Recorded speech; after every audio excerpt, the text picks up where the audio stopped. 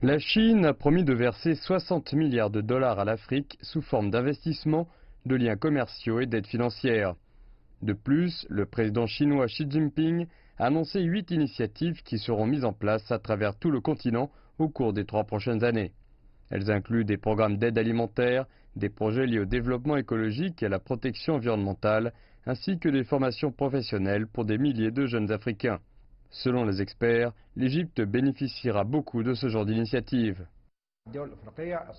La Chine a beaucoup d'expérience dans les projets d'infrastructure, comme nous pouvons le voir en Chine elle-même, donc Beijing peut jouer un grand rôle dans le processus de développement en Égypte. La Chine participe à d'importants projets en Égypte dans des domaines tels que le secteur ferroviaire, celui des transports ou de la production électrique. La Chine a construit plusieurs centrales électriques dans le pays et toutes ces infrastructures seront vitales dans notre processus de développement.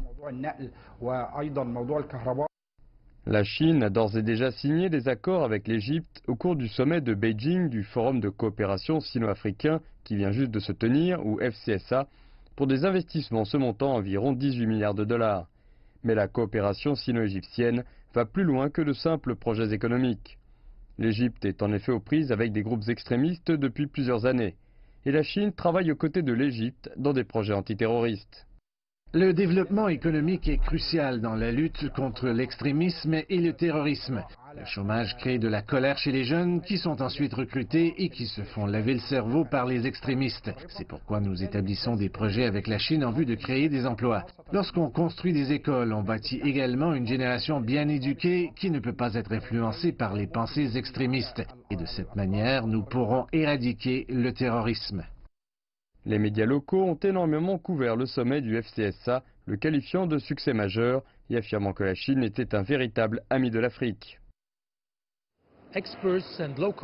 Les experts et les médias ont salué la politique des 5 non annoncée par le président Xi Jinping. Elle se traduit dans les faits comme une non-interférence dans les affaires internes d'un pays. Les pays d'Afrique, dont l'Égypte, se sont en effet toujours plaints de l'interférence des pays occidentaux en échange d'aide économique.